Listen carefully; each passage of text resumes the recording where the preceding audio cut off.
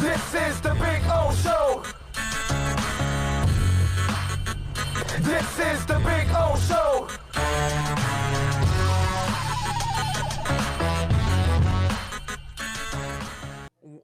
A lot of times I hear people talk about, well, hey, Tua is not getting the same opportunity as Fitz sometimes because Fitz is playing with the number ones and Tua is playing with the backups. And let me tell you something, because we did this crap with Ryan Tannehill all the time. Well, Ryan doesn't have this and Ryan doesn't have that. And, Marino, at the end of his run with Jimmy eliminated all his weapons and brought in guys that he then had to develop and new guys, Oronde Gadsden, whatever.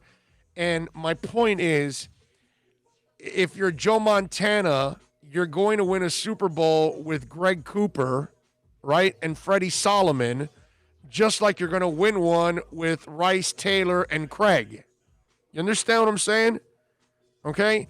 Either you have it or you don't as a quarterback.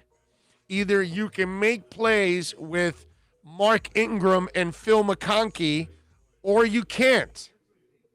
Because I always laugh at people and like, oh, Phil Simms, I look at his numbers and I'm like, well, did you watch the player? Oh, I get it. You're 25 years old. You just look at stats. And it's like, you don't get it. You got to watch the games to understand how good a player is or not. And Tua, as you've noticed, he has made some plays with some of these guys. Like today, he had a little better of a day, and in his second day, it was a little better than his first day because he handed off a lot in his first day. I hate the excuse that you're playing with backups, because there are moments as a quarterback that your starter's going to get injured and you're going to have to play with your backup guard, your backup right tackle, your backup number one wide receiver, your backup number two wide receiver, the backup slot. It's going to happen. I mean, that's just normal, bro. It's not like the Patriots are constantly bringing in incredible stars at wide receiver for Tom Brady. Aaron Rodgers. They don't really spend a ton of money on wide receivers. That guy rarely plays with any kind of high draft pick or anything at wide receiver. But it's your job as a quarterback to make everybody better around you. If you can only be good with Henry Ruggs on the field, then you're not that good. I'm sorry. You got Jimmy Butler got here, and he didn't have Joel Embiid and Simmons, or he didn't have like Karl Anthony Towns and Wiggins that are high picks. No, he had young guys.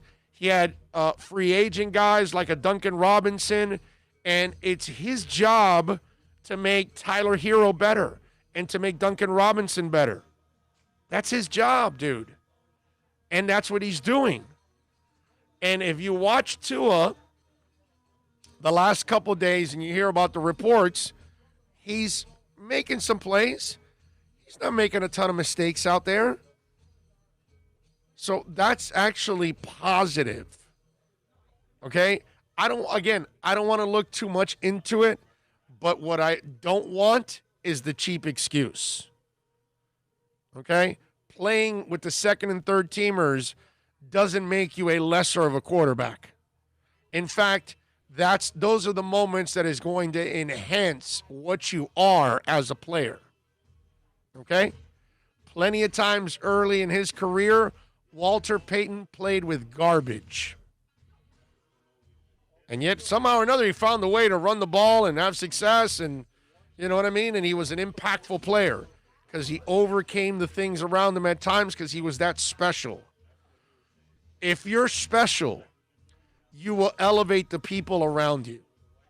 And that's what I think we're going to start seeing that we didn't see because Ryan doesn't have that. Ryan doesn't make anybody around him better. He is simply a facilitator. On his best day, he's a facilitator. Whereas Tua has a little different something to him. Okay? He's the kind of guy that can make you better and can throw you open and can see something that a normal quarterback may not be able to see. He has that kind of vision. Now, it's going to take a little while for everything to develop at this level and for him to get confident, and for him to get healthy, and for him to be able to take hits and all those other things. But don't allow people to tell you ever, okay, because I'm consistent with this. I didn't give Ryan that break either.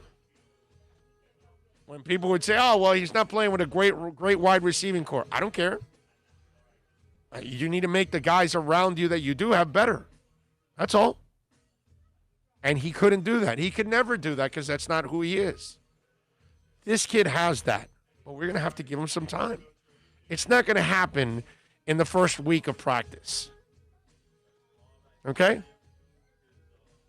Just got to be a little patient here. All right, 786-322-1105.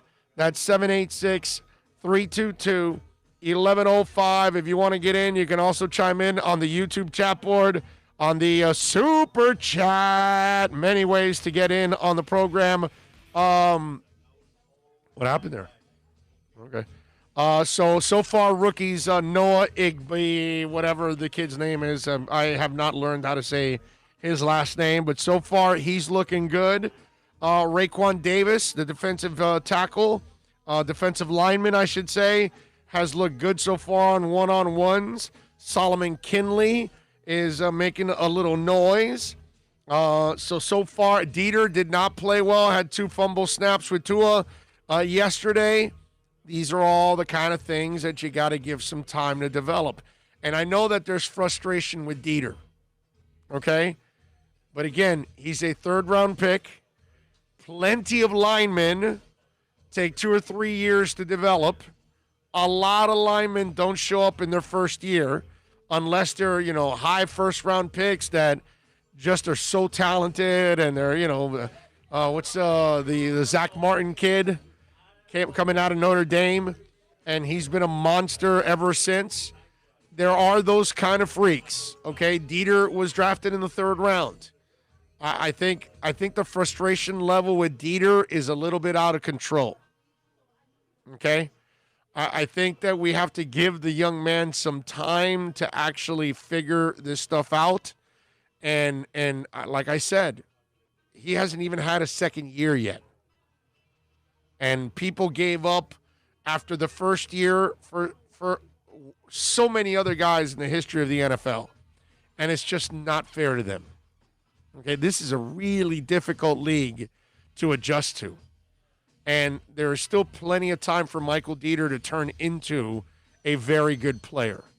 Unfortunately, right now, he's got a boatload of competition, and that's going to be a little harder for him, but I think it also gives him a little motivation because you don't want anybody feeling comfortable about any of this. And certainly Dieter's not one of those guys that can feel comfortable because he's had a hard go, so far. Now, they've had several offensive line coaches, and for a rookie now in his 2nd year, that's also a little bit of a challenge for him since he's new at all of this. So we got to give him a little time. You know what I'm saying? So I would be patient with people because I know I saw people on Twitter, oh, Dieter sucks. You got to cut him. He doesn't have a future. And that is just way too early to give up on a guy. Way too early. Oh, it's amazing that the Tanny lovers still think he's a real QB after the success he had last season. It's called having a stout running game, people. Yes. So the running game, the offensive line was absolutely monstrous. But, I mean, listen, eventually this is how this league figures you out, and then they make you play chess, and they make you change, they make you counter. And something tells me that this league is going to counter everything they did with Henry last year, and they're going to force the quarterback to beat them, and that's going to get exposed a little bit more this year. And it'll be interesting to see because that's how Ryan can shut up a guy like me, is Okay, running game isn't working, but you're winning off his arm. Okay, now we're talking. But I saw last year that once they shut down the running game, the passing game could not get it done. And that's what I saw last year. In the playoffs, I mean, the dude was winning playoff games by throwing 70 yards. I mean, come on, bro. That's because you don't have to do much. That's because the defense and the running game are doing all the work. But that happens, man. You know what I mean? If you go back and watch last year, Fitz would move behind Dieter after the snap on pass plays. I would have to go back and look and see what the hell, but I'm not ready to give up on the kid. Okay, I just find it ridiculous. Anybody that wants to give up on Michael Dieter, but hey, listen, plenty of people, you know, you might have the right eye on all of this. You might be right that Dieter is not the guy and never going to be the guy. I can understand that.